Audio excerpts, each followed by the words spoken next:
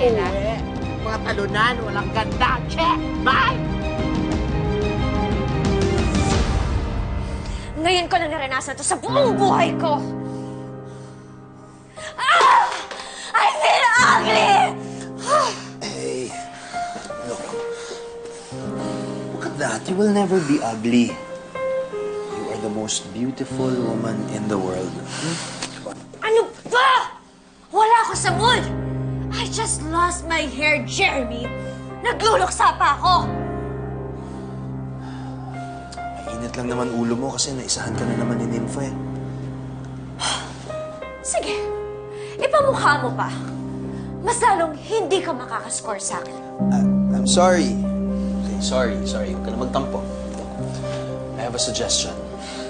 Kung talagang gusto mong matalo si Nympha once and for all, isa lang naman ang paraan dyan eh. Kailangan gamitin mo yung tsahin niya. Sinubukan na namin yan ni Maureen. Pinalabas namin na ng ospital yung matanda para masalisihan ko siya. Pero hindi naman nag-work. And there lies the problem. Palabas ang ginawa ninyo. Kung talagang desidido kang makuha ang gusto mo, you have to make good on your threat. Kailangan meron talagang mangyari sa tiyahin ni Nympha.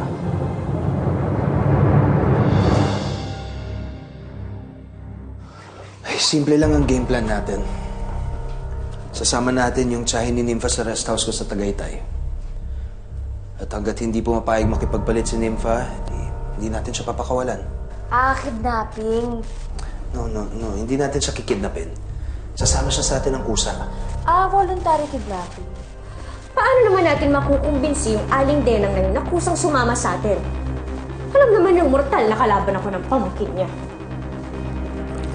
Now that you mention it, alam nga natin na sasama lang yung matandang yun sa pamangkin niya. So for now, you have to say goodbye to Rosette and say hello to your mortal enemy, Nympha. Bagay. Oh, ganda na. Tingin. Oh, di ba? Ganda, oh. Parang si Nympha lang. Pwede bang ang ganda ko lang? Period.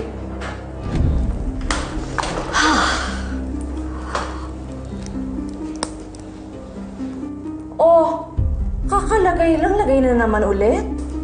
Tigilan mo na nga yan. Bitawan mo yan. Ano ba? Si Nympha hindi nagme-makeup yun. Kaya dapat din ba ka rin sa pag-makeup? If I go out without makeup, I would feel naked. Bitiwan mo kung di bibigyan kita ng brush on. Ano gusto mo sampal? Hindi na kailangan, no? Meron na ano ba? Ay, nako. You have to relax. Control your temper. Tandaan mo, Si Nympha, lumanay na tao. Puro po, puro opo. Kaya ikaw, masanay ka na. Dahil magpapanggap kang bilang siya. Sanayin mo na rin sarili mo sumagot sa Nympha. Nabanggit ko lang ang pangalan ng gagang yun. Parang gusto na mag-sorry ng tila ako for saying a bad word. Ay, practice lang yan. Masasanay ka rin.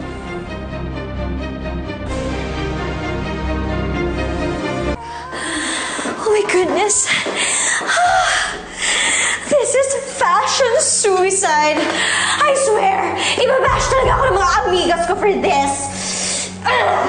Well, kung ayaw mo maging baduy, madali lang solusyonan yan. Tigilan natin tong charade na to. Lumipad na tayo papuntang Amerika. Once we're there, you can wear whatever the hell you want. Ops! Wait, teka lang. Ano to? Friend, i-cancel natin yung pag-sway ng hips mo kasi si Nympha, hindi maarte maglakad yun. My goodness! Pati ba yung paglalakad ko, babaguhin niyo pa? Aba, oo naman, syempre, kung gusto mo maging convincing. Pabihan. How dare you! Ano? Ingod-good ka pagmukha mo! Hey! Shh. Relax. Tsaka hirap gawin ng buhok na to, no? Ano ka ba? Hindi kasi ganyan mag-react si Nympha. Alam mo, ganito kasi yung trick niyan. Isipin mo, naka-vacuum ka. Ganun.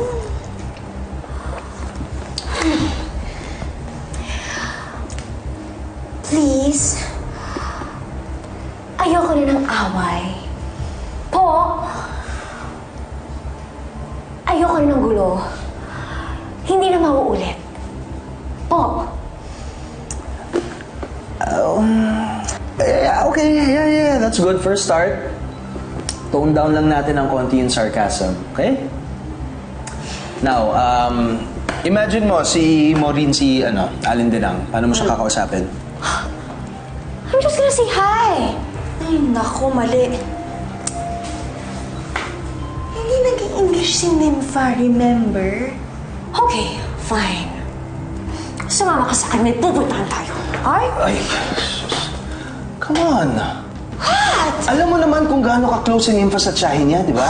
Lagyan mo naman ng konting lambing. Kung hindi mo siseryosohin itong ginagawa natin, this won't work. Bakit? Akala niyo ba ang dali-dali nitong pinapagawa niyo sa akin? Eh kung kayong dalawa kaya ang maging Nympha! Gagawa na lang ako ng paraan to get my life back.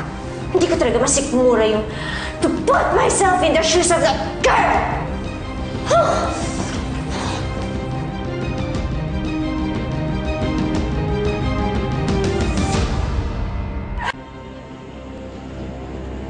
Siya?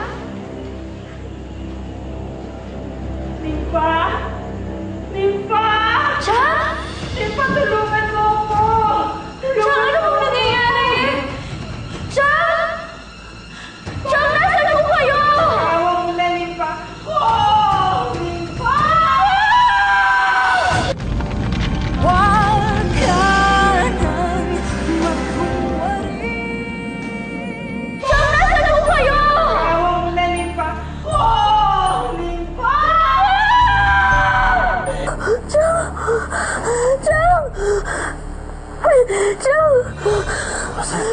Rosette, gising ka. Chang! Rosette, gising! Rosette! Nanaginip ka lang, ha? Tama.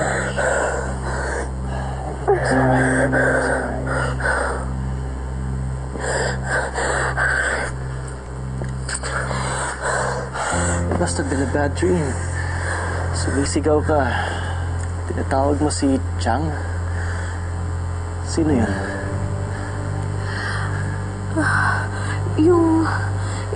Yung matanda na pinapagamot ko. Siyahin kasi yung gusto niyang itawag ko sa kanya. Hindi ko alam na ganun pala kahalaga siya para sa'yo. Mabait kasi sa akin yun. Kaya medyo naging close kami. Tama na. Kalimutan mo na yung panaginip mo, ha? Matulog ka na ulit. Sige na. Come on. Sige na.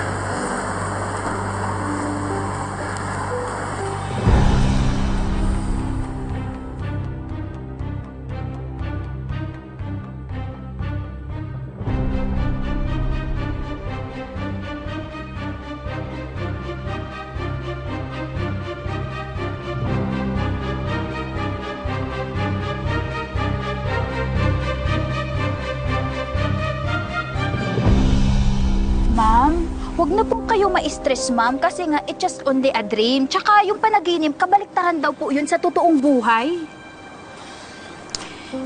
Pero para kasing totoong-totoo yung napanaginipan ko eh. Ma'am, di ba po, nang huli po kayong magkita ni Aling Dinang, sumama po yung pakiramdam niya. Baka po, masyado po kayong nag-alala. Kaya ayun, sa kakaisip niyo po, napapanaginipan niyo po siya. Juliet, pwede bang ikaw muna bahala sa mga bata? Aalis po kayo, ma'am? Pupuntahan ko si Chang. Mapapanatag lang ang loob ko kapag nakita kong maayos ang lagay niya. Sige po, ma'am. Pogi barbecue army. Ayan na yung sausawan. Laksan-laksan mo. Pogi barbecue army. Kulang benta natin ngayon. Gusto niya. Ay, ano pong gusto niyo, ma'am? Yung isaw, ayan o.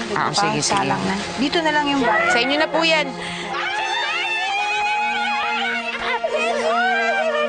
Ang ganda mo, best. Ano ka ba? Bakit hindi ka nagsabing dadating ka? Di sana pinagluto man lang kita. Okay lang po yun. Kayo naman po talagang sadya ko eh. Gusto ko talaga kayong makita. Saka, nasiguro na okay lang po yung lagay ninyo. Okay naman ako. Nako, Beshi, ang clingy mo talaga. Di ba nga magkasama lang kayo kahapon ni Mother? Hindi, kasi nabitin ako sa lakad namin kahapon ni Chang. Bitin pa yun. Kaya, okay lang po ba na ipasyal ko kayo ulit? Ay, sasama ako, Beshi. Magliligo muna kami isa ko. Uy, okay lang ba na kami dalawa na lang ni Chang? Gusto ko kasi na mag-bonding kami. Gano'n naman pala, Beshi. Si Mother lang ang na-miss mo. Di wag kayo na magsama. Grabe ka naman magtampo. Babawi ako sa inyo. Promise. Beshi, sinabi mo yan ha. Date mo naman kami, magtatampo na. Oo nga. Basta Shop. mabalik ako. Oh, Chang. Small size ha. Magbibihis na lang muna ako, ha? Ay, Sandito ka lang. Pagsandali lang, Oo, magbibihis. mag-shopping na lang po tayo ng mga bagong damit. Chang, sayang sa oras eh. Paano naman mas mahaba yung quality time natin? Magsha-shopping tayo? Opo, Chang, kahit ano. Ay, Ano, halika na? Oh, sige. hihirit ka pa eh. Sige. Bye, Chang. Bye-bye! Show mo na lang. Changas, t-shirt. Bye, Beshi. Ako, Chang. Barbecue kayo dyan, isa o ako? Halika na, iihaw na kita.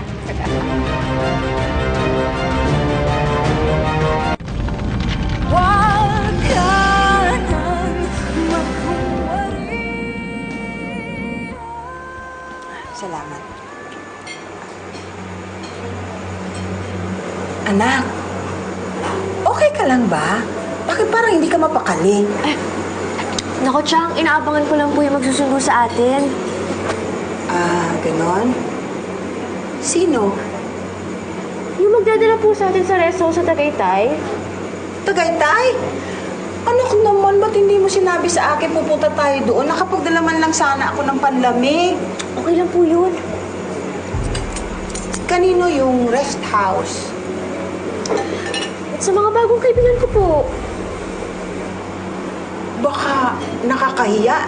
Anong sasabihin nila kung sino akong kasama mo? Chang, huwag kayo mag-alala. Alam po nila na close tayo. At parang magulang na rin po talaga yung tuloy ko sa inyo. Sige. Beshi! Ha? Beshi! Beshi! Ano, nagbalik ka? Ano, sasama mo na kami? Beshi, ang social mo? May pa-change outfit ka pa, ha? Fair, ha? Ano ang pinagsasabi niyo?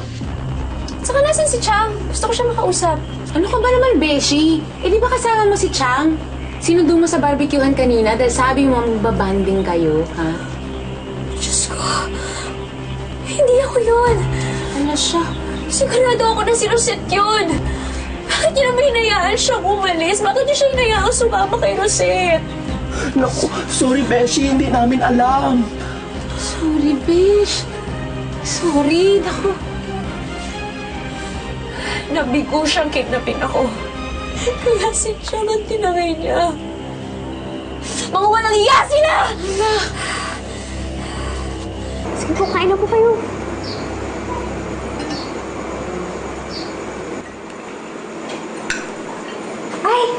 Ay, Chang, nandito na po pala sila. Sila po yung sinasabi kong bagong kaibigan ko. Si Jeremy at saka si Maureen po.